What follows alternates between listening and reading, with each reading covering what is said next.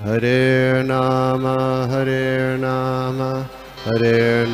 eva kevalam, kalo nasteva nasteva nasteva gatiranyata.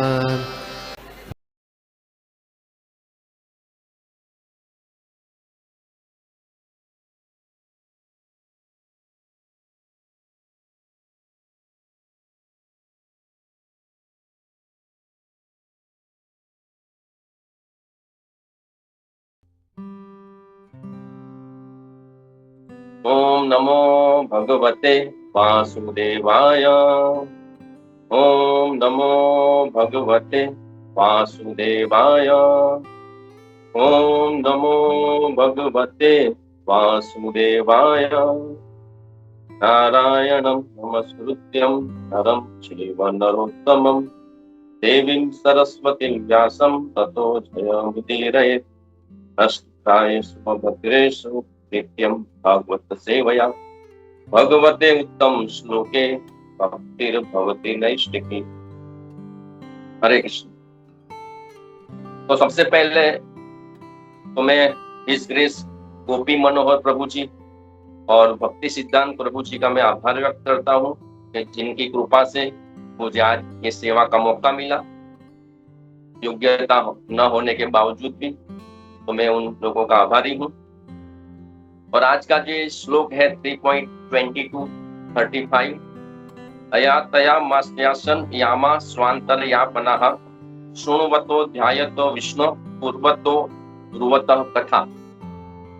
तो इस प्रकार है, फलतः धीरे धीरे उनका जीवन का अंत समय आ पहुंचा, किंतु उनका दीर्घ जीवन जो मनवंतर कल्प से युक्त है व्यर्थ नहीं गया, क्योंकि वे सदैव भगवान की लीलाओं के श्रवण, चिंतन, लेखन तथा कीर्तन में व्यस्त रहे। ओम अज्ञानतिमिरन्धस्य ज्ञानाञ्जनशलाकया चक्षुरुन्मीलितं येन तस्मै श्रीगुरुवे नमः। श्री कृष्ण चैतन्य प्रभु नित्यानंद श्री अद्वैत गदाधर श्रीवासादि गौर भक्तवृंदा। हरे कृष्णा कृष्णा कृष्णा हरे हरे, हरे राम राम राम। तो आज का ये श्लोक शुरू करते हैं। तो इसमें लिखा हुआ है, स्टेप बाय स्टेप समझेंगे कि धीरे धीरे उनके जीवन का अंत समय आ पहुंचा। उनके जीवन का अंत समय आ पहुंचा मतलब कि रिजल्ट आ पहुंचा। जैसे अभी नीट का रिजल्ट आया तो कुछ लोग सोचते हो कि थोड़ी सी मेहनत कर ली होती तो आज मुझे एमबीबीएस में एडमिशन मिल जाता, 1-2% इधर उधर हो जाता तो मुझे इतना अच्छा अपॉर्चुनिटी मिल जाता। लेकिन रिजल्ट बन गया है, अभी वो चेंज नहीं होगा। उसी तरह से हमारा हर एक कर्म हमारी जिंदगी का रिजल्ट बना रहा है। वो हमको हमेशा हर क्षण कुछ भी कार्य करते वक्त याद रखना है। इसलिए चाणक्य पंडित कहते हैं कि हे जीव, तुम आत्मा कल्याण अभी कर लो, क्योंकि एक बार इस शरीर में से आत्मा चला गया फिर तुम क्या कर लोगे। एक बार शरीर में से आत्मा निकल गया मतलब कि गेम फिनिश। फिर हम सोचेंगे हरे कृष्ण महामंत्र और हृदय से जप लिया तो अच्छा होता, हर रोज भागवतम रीडिंग कर लिया होता तो अच्छा होता, ये कर लिया होता तो अच्छा था, वो कर लिया था अच्छा था। लेकिन हमारा रिजल्ट बन चुका। जैसे इस शरीर में से आत्मा गया, बात खत्म। फिर हम स्वर्ग है, नरक है, भगवतधाम है, जो भी है वो भी चेंज नहीं होगा। फिर कितनी योनियों में घूमना पड़ेगा हमको पता नहीं है। इसलिए चाणक्य पंडित कहते हैं कि अभी तुम आत्मा कल्याण कर लो, क्योंकि अभी भी मृत्यु आ सकता है। अब ये प्लेन क्रैश हुआ, उनको पता थोड़ी था ये 1 सेकंड, 1 मिनट, 5 मिनट के बाद मृत्यु है। हॉस्टल में वो लोग खा रहे थे, उनको पता थोड़ी था हॉस्टल में मृत्यु आ जाएगी। तो अभी मैं बोल रहा हूँ मृत्यु आ सकती है, सुन रहे हैं मृत्यु आ सकती है। तो हमारा हर क्षण भगवत प्राप्ति के लायक होना चाहिए। तो इसलिए यहाँ पर लिखते हैं कि उनके जीवन का अंत समय आ पहुंच गया, मतलब कि जागो। इसी तरह से हमारा जीवन का अंत समय आ जाएगा। तो भगवान भगवद गीता में कहते हैं कि तुम्हारे और मेरे अनेक जन्म हो चुके हैं, मुझे सब कुछ याद है, तुम भूल जाते। तो अनेक अनेक जन्मों में हम भगवत प्राप्ति नहीं कर पाए हैं, इसलिए हम यहाँ पर हैं। तो इसी जन्म में भी भगवत प्राप्ति कर पाएंगे उसका कोई गारंटी नहीं है। इसलिए हमें बहुत ही सावधानी से भगवत प्राप्ति के लिए प्रयास करना चाहिए। 24 आवर्स भगवान में चित्त लगाना है। कोई बोलेगा प्रभु 24 आवर्स कैसे, आदमी सोएगा नहीं। एक ऐसा लेवल प्राप्त करना है कि हम सोते भी है तो वो भी भक्ति है। हमारी चेतना सोते हो कभी हमको क्या क्या ऐसे ऐसे सपने आते हैं जो हम यहाँ पे बोल भी नहीं सकते। तो हमारे सपने में भी भगवान हो गए, प्रभुपाद हो गए, गुरु हो गए। वो चेतना में हम 18 घंटे 16 घंटे जिएंगे तो वो जो 6 घंटा हम सोए उस चेतना में भी भगवत का स्मरण होगा। इसलिए यहाँ पर लिखते हैं कि जीवन का अंत समय आ पहुंचा। तो ये पहला जो सेंटेंस है वो हमको याद दिलाता है कि हम this is not permanent life, this is not permanent world. ये परमानेंट नहीं है। अंत समय आ पहुंचा, हमारा सबका अंत समय आ पहुंचाएगा। ये सब हमको सावधान कर रहे हैं, भागवत हमको सावधान कर रहे हैं। भौतिकतावादी लोगों तो पूरा अंदर ही घुस जाते हैं, उनको कोई स्मरण ही नहीं है भगवत प्राप्ति के लिए। लेकिन हम प्रभुपाद के कृपा से जुड़े हुए हैं तो हमको ये याद रखना है कि हमारा अंत समय आ रहा है। जैसे हिज होलीनेस गोपाल कृष्ण महाराज एक बार बता रहे थे, एक वकील का मृत्यु हो गया तो जब वहां पे उसको ले जाया गया यमराज के सामने, तो वकीलों की बहुत आदत होती है आर्गुमेंट करने की। तो वकील महाराज यमराज से बोला, आपने मुझे चेतावनी नहीं दी। ऐसे थोड़ी होता है, हमारे यहाँ तो कोई भी गुनाह करता है उसको पहले चेतावनी देते हैं, उसको नोटिस भेजते हैं कि भाई आपने ये नियम तोड़ा है इसलिए आपको नोटिस भेज रहे, आपने मुझे नोटिस नहीं भेजा। तब उन्होंने बताया कि नोटिस भेजा था, तुम्हारे बाल चले गए, आंखों में चश्मा आ गए, कमर में दर्द हो गया, घुटने में दर्द हो गया, डायबिटीज हो गया, प्रेशर हो गया, ये हो गया, वो हो गया। ये सब नोटिस थी। तो हमको नोटिस भेजा जा रहा है, बाल गए, ये चश्मे आ गए, निकाल दो दिखेगा नहीं। घुटने में दर्द है, कमर में दर्द है, डायबिटीज है, कोलेस्ट्रॉल है, प्रेशर है, कैंसर है, टीबी है, क्या क्या नहीं है, ये सब नोटिस है। लेकिन हम समझते नहीं कि हमको नोटिस भेजा। बाल सफेद हो जाते तो लोरियल गोदरेज का वो गार्नियर का 40 रुपए का कलर लगा के अपने आप को यंग समझते हैं। चश्मा आ गया तो वो लेजर के करा के चश्मा निकाल देते हैं। कैल्शियम विटामिन की गोली खाकर अपने आप को यंग बताते हैं। लेकिन ये सब चेतावनी है कि भाई जागो, मृत्यु नजदीक है, एक चुटकी बजाते खत्म हो जाएगा ये जीवन। इसलिए जो यहाँ पे अंत समय आ पहुंचा तो हमको ये समझना है कि हमारा अंत समय नजदीक है। उसके बाद है उनका दीर्घ जीवन जो मनवंतर कल्प से युक्त है, व्यर्थ नहीं गया। सबसे पहला मृत्यु आ गया नजदीक, उनका व्यर्थ नहीं गया। तो हमको समझाते हैं कि आपका जीवन भी व्यर्थ नहीं जाएगा, सफल होगा। कैसे? सदैव भगवान की लीलाओं के श्रवण, चिंतन, लेखन तथा कीर्तन में व्यस्त रहे। श्रवण, कीर्तन, ध्यान, यहाँ पे लिखते हैं शृण्वतो ध्यायतो विष्णु, मतलब के सुनवतो सुनते हुए, ध्यायतो ध्यान करते हुए, गुरुवता कथा कथाएं बोलते हुए। तो पहला पॉइंट है सुनना। सुनना मतलब हृदय कान में से डायरेक्ट इन हार्ट में जाना चाहिए। और फिर ध्यायतो, फिर उसको ऊपर ध्यान करना है, उसके ऊपर चिंतन करना है। आज भागवत में कौन सा श्लोक था, वो श्लोक के द्वारा प्रभुपाद जी हमको क्या बताते हैं, कृष्ण हमको क्या बताते हैं। अंतकाल नजदीक है, मृत्यु नजदीक है, कभी भी आ सकता है। प्लेन में, ट्रेन में पत्नी मर्डर कर सकती है, पति मर्डर कर सकता है, कोई भी कुछ भी कर सकता है। तो हमको समझना है कि ध्यान करना। अगर ध्यान नहीं हुआ, सिर्फ सुना, प्रभाव आएगा, पूरा प्रभाव नहीं आएगा। इसलिए सुनना है, उसकी को मनन चिंतन करना है, डायरी बनाना है, जो भी सेट होता है कि भाई मेरा हृदय प्योर हुआ कि नहीं हुआ, मैं इतने साल से इस्कॉन में हूँ, मैं अंदर से सुधरा कि नहीं सुधरा।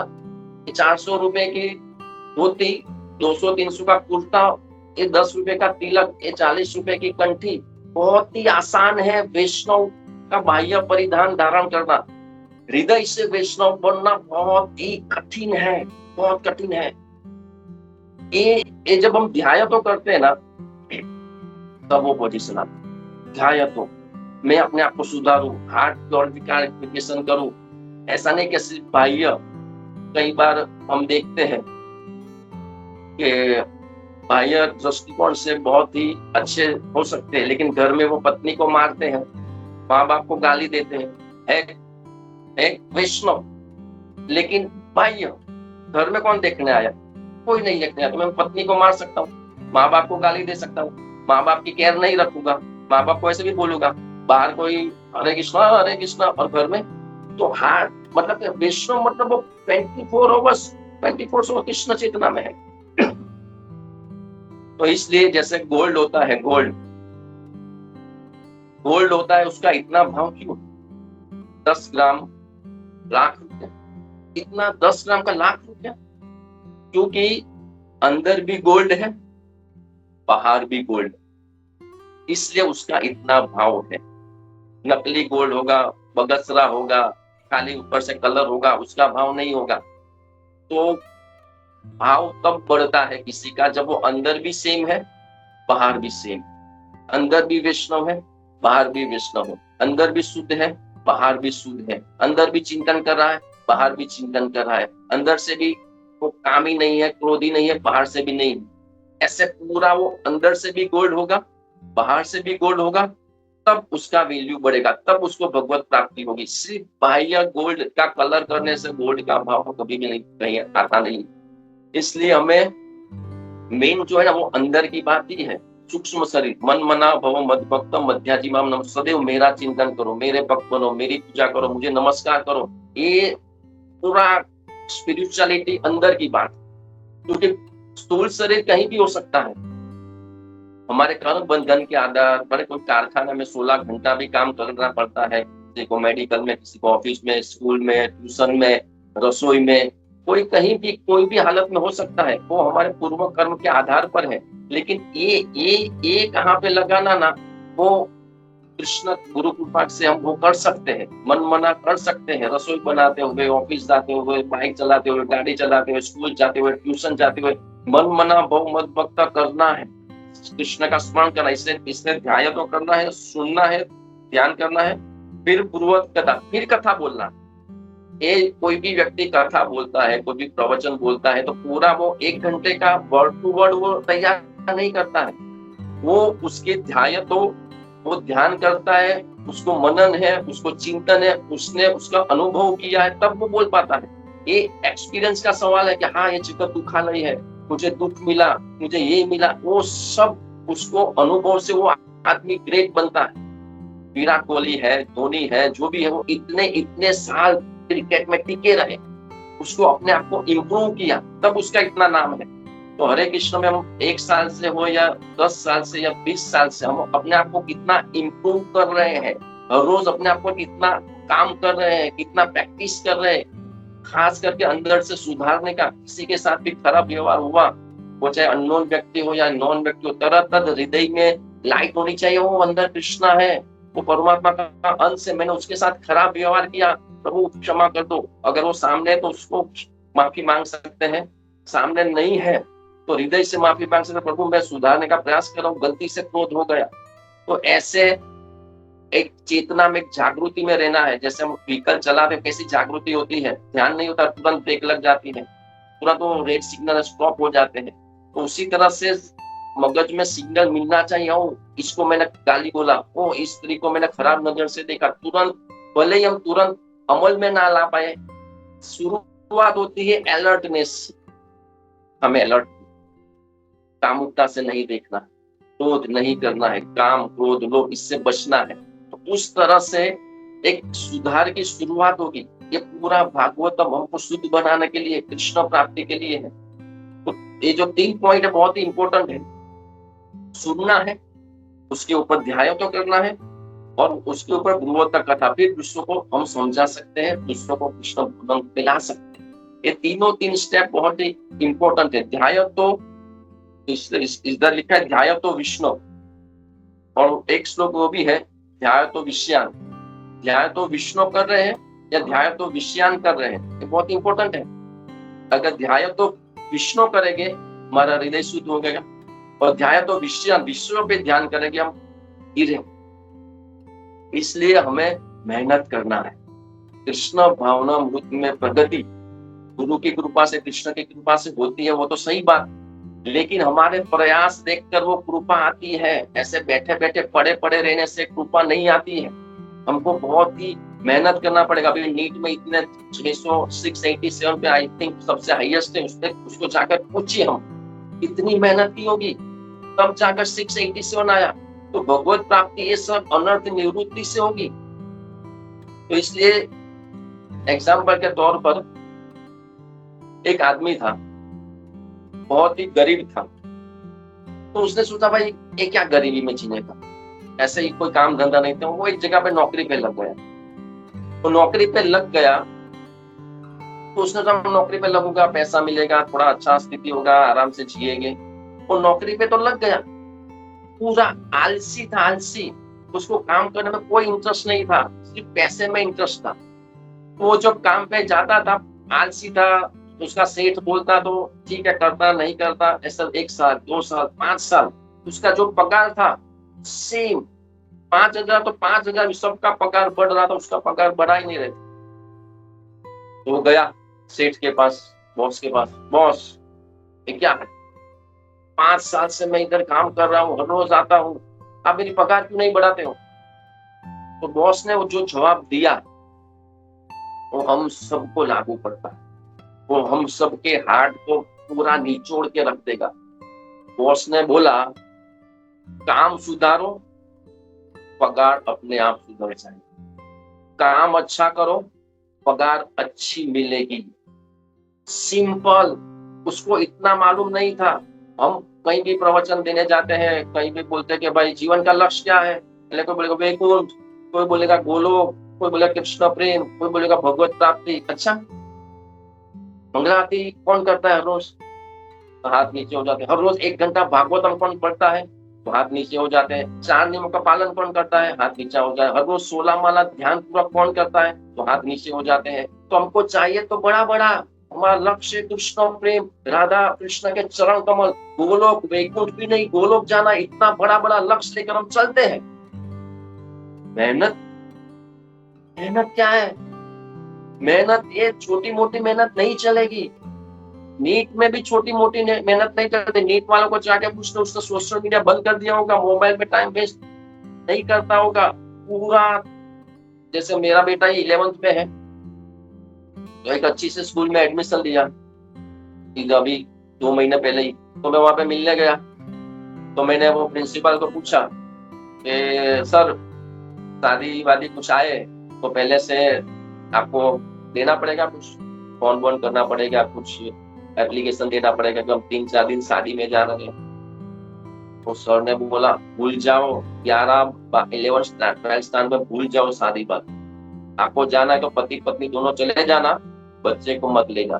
11, 12 में नो रजा, कुछ भी नहीं, पूरा फोकस 11, 12 जैसी एक इतने अनंत कोटि ब्रह्मांड में इतना छोटा सा, उसमें छोटी सी स्कूल, उसमें जो भी है डिग्री चाहिए, उसमें बोलते कि भूल जाओ शादी बादी। और हमारा तो जीवन का लक्ष्य कृष्ण प्राप्ति, और हमको ये चाहिए, हमको वो चाहिए, वो हाउसफुल आया, वो पुष्पा आया, वो आया, वो आया। ठीक है, बच्चों के साथ है, फैमिली के साथ है, थोड़ा बहुत इधर उधर हो सकता है, लेकिन हृदय तो कृष्ण के लिए ही तड़पना चाहिए, हृदय कृष्ण में ही लगना चाहिए, हृदय कृष्ण को ही पुकारना चाहिए 24 आवर्स।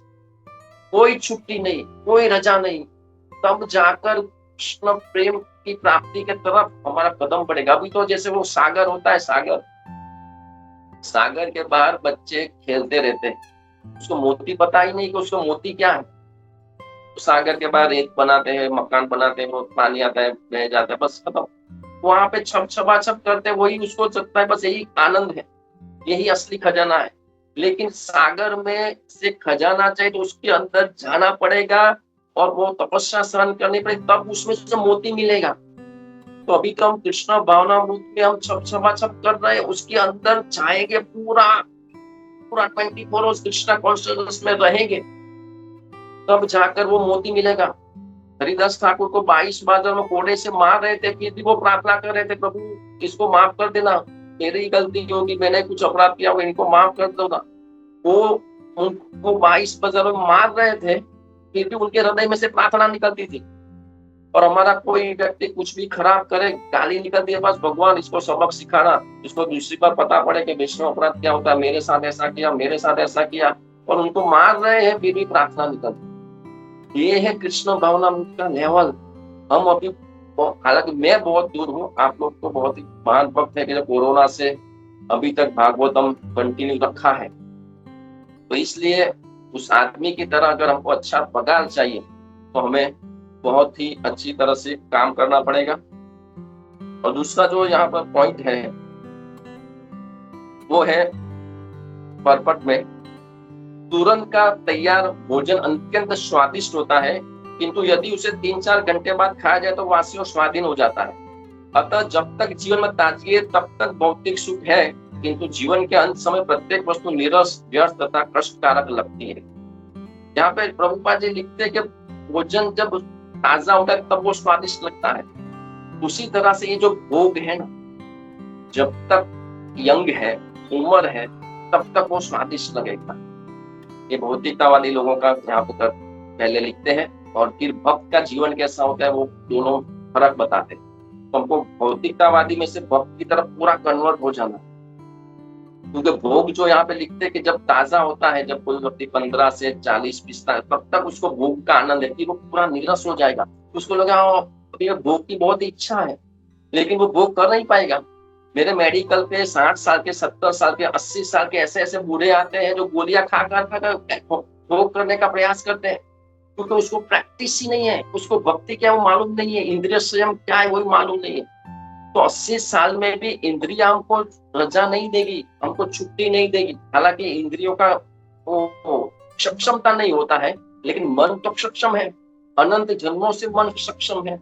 तो वो हमको बार बार 80 साल में भी भोग के लिए प्रेरित करेगा, अगर हम भक्ति में स्ट्रॉन्ग नहीं है तो। अगर शक्ति नहीं है तो गोली खाकर भी वो उसको अपने प्रयास करेगा, क्योंकि उसका जीवन नीरस हो चुका है, तो उसको रस चाहिए। लेकिन यामुनाचार्य कहता है कि जब भी मैं ऐसे भोग के विचार आता है तो मैं इसको ऊपर थूकता हूँ, क्योंकि मुझे कृष्ण भावनामृत में टेस्ट मिलता है। तो कृष्ण भावनामृत में टेस्ट तब मिलता है, राम तब मिलते हैं जब काम चला जाता है। हमारे हृदय में तो काम का खजाना पड़ा है, तो हृदय में राम कहाँ से आएगा? तो इसलिए ये जो यहाँ पे लिखते हैं, हमको ऐसा लग सकता है कि कई बार अनुभव से देखा है कि कृष्ण भावनामृत में भक्त लोग एक लेवल पर रुक जाते हैं। भोग भी है, भक्ति भी है, एंजॉयमेंट भी है, हरे कृष्ण का नाचने का भी एंजॉयमेंट है। एक दोनों चाहिए, भोग भी चाहिए, भक्ति भी चाहिए। पूरा समर्पण नहीं होता है कई बार, तो वो जो भक्ति का टेस्ट है वो हमको नहीं मिल रहा। सच्चा जो दिव्य आनंद है, वो आनंद से हम अभी भी बहुत ही दूर है, क्योंकि भोग का जब तक थोड़ा भी अंश रहेगा तब तक भक्ति का जो रियल आनंद है वो नहीं आएगा। एक बार श्री प्रभुपाद जी मॉर्निंग वॉक पे जा रहे थे अपने शिष्यों के साथ, तो वहां पे हरी घास का झुंड था और पीली घास का भी झुंड था। प्रभुपाद रुक गए। प्रभुपाद ने शिष्यों से पूछा कि ये पीली घास क्यों है? शिष्यों ने कोई जवाब नहीं। प्रभुपाद ने देखो एक्सेट उसके बाद में हरी घास भी है, ऐसा क्यों है? तो भी शिष्यों ने जवाब नहीं दिया। तो प्रभुपाद जी ने उनको समझाया कि पीली घास है, बाजू में हरी घास। ये पीली घास इसलिए है क्योंकि वो जमीन से उसकी जड़ आबद्ध नहीं है, कनेक्ट नहीं है, इसलिए वो सूख गई। और बाजू में जो हरी घास का झुंड है वो जमीन से आबद्ध है, जमीन से कनेक्ट है, इसलिए वो पूरा हरा हरा ग्रीन। फिर प्रभुपाद जी ने बताया कि जो कृष्ण से आबद्ध नहीं है, कृष्ण से जुड़ा नहीं है, वो पूरा सूख जाता है, वो पूरा सूख जाता। तो अगर हम कृष्ण से आबद्ध नहीं है, कृष्ण भावना में नहीं है, तो हम सूख जाते हैं। कई बार कोई व्यक्ति कृष्ण भावना में होता है, बहुत ही उत्साह में, कोई भी इश्यू होता है, कोई पॉलिटिक्स होता है, कोई भी प्रॉब्लम होता है, वो छोड़ देता है। फिर वो हम उसका चेहरे का रौनक देखे 10 साल के बाद वो एक भक्त तो ऐसा हो गया। वो कृष्ण से जब कनेक्शन छूटता है वो पूरा सूख जाता है। इसलिए जीवन में उतार चढ़ाव जिस तरह से आते हैं, उसी तरह से भक्ति में भी उतार चढ़ाव आ सकते हैं, जो हमारी परीक्षा होती है। तो उस हिसाब से हमको कृष्ण भावना में भक्तों के संग में टिके रहना है। हर कोई व्यक्ति अपने आप को शुद्ध कर रहा है। अगर कोई व्यक्ति पूर्ण 100% शुद्ध होता तो वो इस जगत में होता ही नहीं। इसलिए भक्तों में भी दोष होंगे होंगे होंगे ही। भक्तों में भी दोष हो सकते हैं, लेकिन वो दोष को अगर हम पकड़ के उसको हाईलाइट करेंगे, दो जनों के बीच में बात करेंगे, तो हमारा वो वैष्णव अपराध बनेगा और धीरे धीरे हम कृष्ण गुरु की कृपा से दूर जाएंगे और हम सूख जाएंगे। ऐसा नहीं है कि सिर्फ से दूर जाने से ही हम सूख जाएंगे, अपराध करने से भी हम सूख जाते हैं। अपराध करने से सेवा का उत्साह चला जाता है, अपराध करने से हरे कृष्ण महामंत्र का जप का उत्साह चला जाता है, अपराध करने से भागवतम श्रवण में से रुचि कम हो जाती है, अपराध करने से भागवतम समझना बंद हो जाता है। तो ये सब अपराधों से हम दूर रहेंगे तो हम सूखेंगे नहीं। इसलिए हमको कृष्ण भावना में भी रहना है और अपराधों से बचकर भी रहना है। जैसे प्रभुपाद जी कहते हैं, कोई मशीनरी में कोई स्क्रू हो, उसका कितना वैल्यू होता है। वो एक स्क्रू वो निकल जाता है तो उसको तुरंत फिट करने के बाद स्क्रू निकल तो मशीनरी बंद हो जाएगी। बाई चांस वो स्क्रू निकल गया, इधर उधर गुम होगा, फिर उसको कोई वैल्यू नहीं है, उसको लात मारेगा, उसको डस्टबिन में डाल देगा। तो जब तक वो स्क्रू मशीन के साथ कनेक्ट है तब तक उस स्क्रू का वैल्यू है। उसी तरह से हम स्क्रू जैसे तुच्छ है अनंत कोटि ब्रह्मांडों में एक छोटे से जीव जिसका कोई वैल्यू नहीं है। एक माया फूक मारेगी, हम कहां से कहां गिरेंगे पता भी नहीं पड़ेगा। हमारी आज जो भी कुछ वैल्यू है वो हम कृष्ण से जुड़े हुए इसलिए हैं। आज से 20 साल 25 साल पहले देखो, हमको कोई बुलाता भी नहीं था, हमारी कहाँ वैल्यू थी। ये जो भी वैल्यू है, जो लोग भी सुन रहे हैं, जो भी हमको कुछ भी हमको मौका मिल रहा है, वो सब कृष्ण और प्रभुपाद की कृपा से है। हमारा कोई वैल्यू नहीं, हमारी कोई ताकत नहीं। हमारा एक हरे कृष्ण कृष्ण कृष्ण हरे हरे, हरे राम राम राम हरे हरे, इतना बोलने का भी हमारे में ताकत है। ये बोल पाते हैं कृष्ण और प्रभुपाद की कृपा से। बाकी इट्स इम्पॉसिबल इस कलयुग में भगवान को समझना, भागवतम समझना। इतना सालों से आप लोग ये कर रहे हैं, वो कृष्ण और गुरु की कृपा इट्स नॉट पॉसिबल है। कैसे संभव है जहाँ हर कोई व्यभिचार कर रहा है, मांसाहार कर रहा है, नशा कर रहा है, उस समय में लोग यहाँ पे इकट्ठा होकर भागवतम श्रवण कर रहे हैं। अभी कोई मोबाइल में खराब देख रहा होगा, कोई मैच देख रहा होगा, कोई पिक्चर के बारे में देख रहा होगा, और आप लोग ये सुन रहे हैं। कृष्ण की कृपा है, गुरु की कृपा है। कृष्ण की कृपा के बगैर एक पत्ता नहीं हिलता। तो इतना बड़ा मूवमेंट चल रहा है, वो कैसे चल रहा है? भागवतम का क्लास हर रोज आप लोग कर रहे हो, कैसे हो रहा है? वो कृष्ण प्रसन्न हो रहे हैं, कृष्ण की कृपा से हो रहा है। तो हमको हर क्षण ये याद रखना है कि आई एम जीरो, मैं जीरो हूँ, मैं कुछ भी नहीं हूँ। कुछ भी अगर हमारे में सूक्ष्म अहंकार भी, हाँ देखो मैं इतना अच्छा पुस्तक वितरण करता हूँ, मैं इतना अच्छा प्रोग्राम चलाता हूँ, मैं इतना अच्छा प्रवचन देता हूँ, वो आदमी 100% गिरेगा गिरेगा गिरेगा। मैंने अनुभव से देखा है, जब भी कोई व्यक्ति कुछ भी ऐसा सोचेगा कि मैं कुछ हूँ, वो इतनी बुरी तरह से गिरेगा। फिर उसको लाइन वाह अहंकार आ गया था मेरे में। तो ये भगवान हमारे कृपा बरसाते हैं और हमको वापस ट्रैक पर लाते कि भाई मैं करता हूँ, तुम मात्र निमित्त हो। कृष्ण ने अर्जुन को यही बोला कि सबको मार डाला है मैंने, बाकी विष्णु पितामह, एक कर्ण, इन सबको मारना कोई बच्चों का खेल थोड़ी है। भगवान बोला ये सब मर गए, तुम मात्र निमित्त बनो।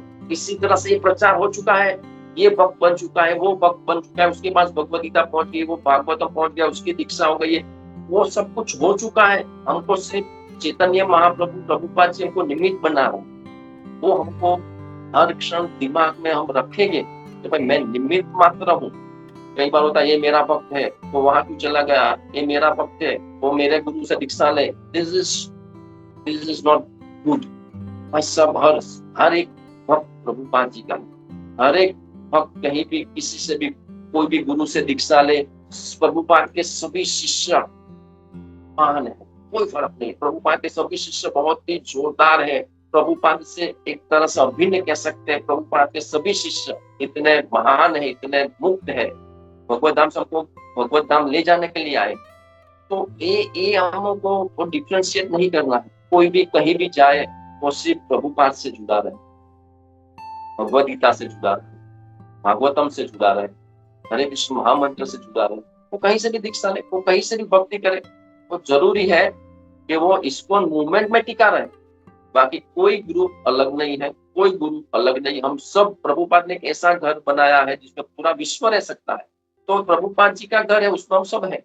कोई कोई फर्क नहीं। और आगे लिखते हैं, जो प्राणी कृष्ण भक्ति में रत है उसके जीवन को सूर्योदय तथा सूर्यकाल हटा नहीं पाते।